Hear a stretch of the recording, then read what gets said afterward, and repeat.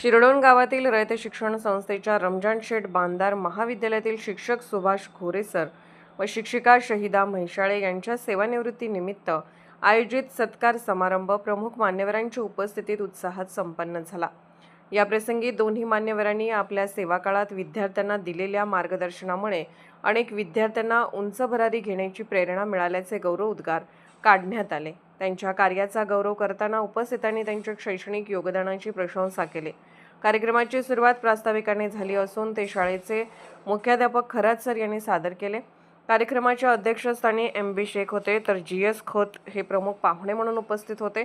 प्रमुख वक्ते म्हणून असलम फकीर यांनी मनोगत व्यक्त केले, तसेच विक्रांत पाटील व अँथोनी डिसोजा यांचीही प्रमुख उपस्थिती लाभली।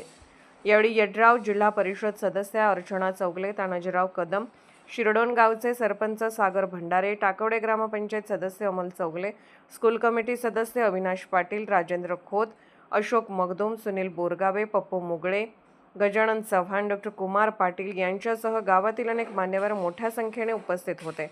कार्यक्रमाच्या शेवटी सुभाष घोरे सर व शहीदा म्हैसाळे यांनी आपल्या सेवा काळातील अनुभव सांगत सर्वांचे आभार मानले। कार्यक्रम आनंददायी वातावरणात पार पडला।